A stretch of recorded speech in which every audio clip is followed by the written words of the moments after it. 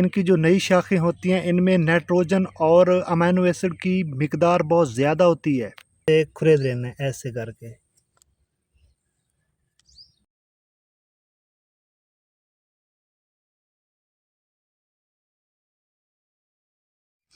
अस्सलाम वालेकुम, मैं हूं मुश्ताक खान और आप देख रहे हैं मेरा गार्डन मेरी ज़िंदगी।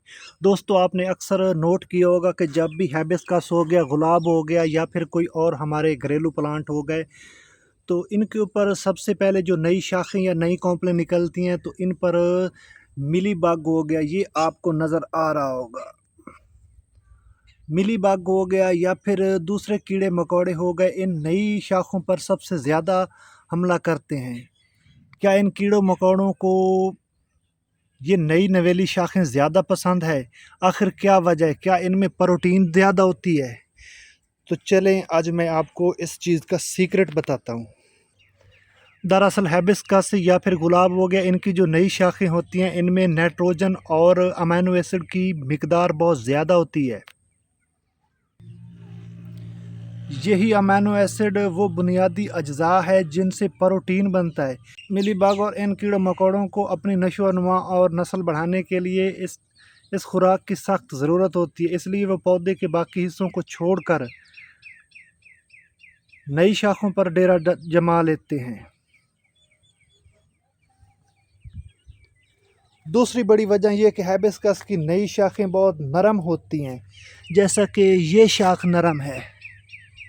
ठीक है, नई शाखें बहुत ज़्यादा नरम होती हैं। इन कीड़े मकोड़ों के लिए इस नरम सतह पर सुराख करना बहुत आसान होता है। अब ये जो पुरानी शाख है ना, जैसे कि ये हो गई, ये सख्त है, इसमें सुराख करना इन कीड़े मकोड़ों के लिए बहुत ज़्यादा डिफ़िकल्ट और मुश्किल है। तो इसके साथ जो ये नई शाख खड़ी है, ये बहुत ही नरम मुलायम है और इसमें प्रोटीन की मिकदार और अमीनो एसिड और ये बहुत रसीली है और इसमें होल बहुत आसानी से हो सकता है। इसलिए ये तमाम कीड़े मकोड़े नई शाखों पर ज़्यादा हमला करते हैं और इसीलिए रसीली शाखों का इंतखाब करते हैं ये कीड़े मकोड़े, ताकि शिकार इनके लिए यहाँ पर आसान हो जाता है। तो इसके लिए मैं आपको एक घरेलू सा हल बताऊंगा जो नहायत ही आसान और सस्ता होगा। चीज़ें हमें ये मिली बग को कंट्रोल करने में जो चीज़ें हमें ज़रूरत है वो सबसे पहले है किचन बार। ये जो घर में होता है बर्तन धोने वाला साबुन, ये हमने थोड़ा सा ऐसा करना है, सिर्फ इसे खोल कर फिर पेपर पर फोकस करो, ऐसे थोड़ा थोड़ा ऐसे खुरेद लेना है ऐसे करके। स्टॉप करो।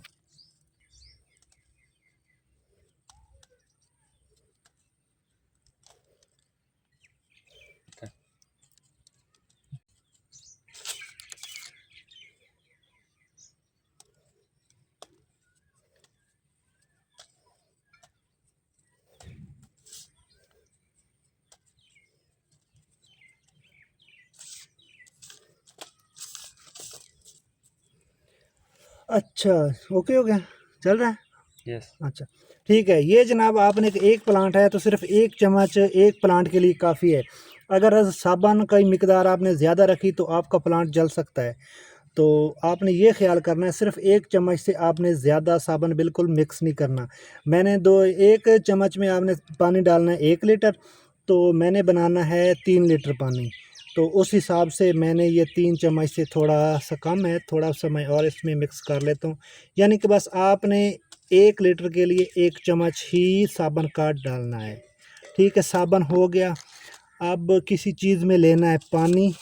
इस तरह ये मेरे पास एक बर्तन है, इसमें पानी है और पानी आपका नीम गर्म होना चाहिए।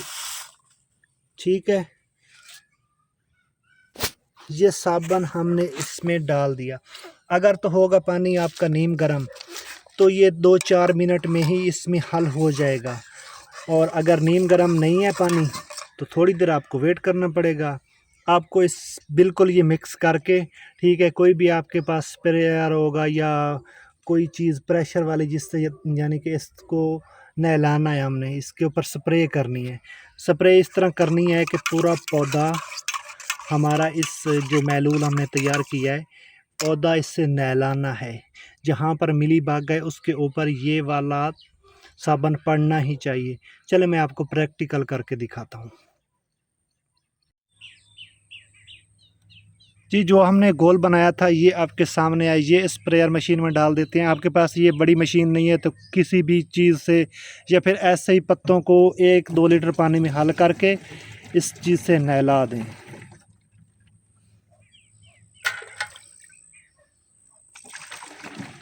डालो पानी। हमने 3-4 लीटर पानी इसमें बनाया है।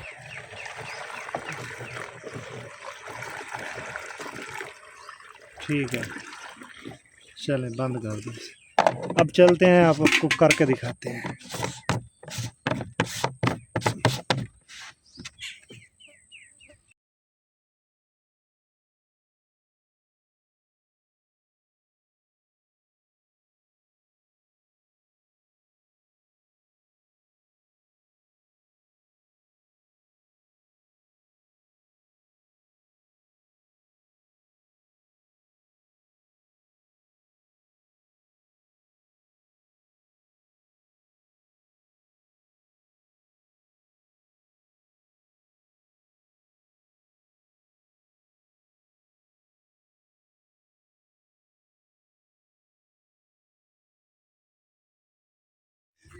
जी, तो इस पानी साबुन वाले पानी से हमने अपने प्लांट को अच्छे से नहला दिया है। और आपने काम ये करना है कि ये हमेशा ये प्रैक्टिस आपने, अगर ये कीड़े ख़त्म हो जाएं तो 1-2 दफ़ा ज़रूर दोहरानी है। तो सिर्फ शाम के वक्त आपने ये प्रैक्टिस करनी है। अगर सुबह के आगाज़ में आप करेंगे तो दिन की धूप की वजह से ये साबुन आपके प्लांट्स के पत्तों को जला सकता है। इसलिए जब भी आपने ये तरीक़ाकार आज़माना है, शाम के वक्त करना है और सुबह इस प्लांट को आपने पानी के साथ शावर करना है और इसका साबुन धो देना है। तो इंशाल्लाह मिलते हैं किसी और वीडियो में। तब तक के लिए अल्लाह हाफ़िज़। और मेरा गार्डन मेरी ज़िंदगी को सब्सक्राइब करना और लाइक करना ना भूलें। Thanks for watching.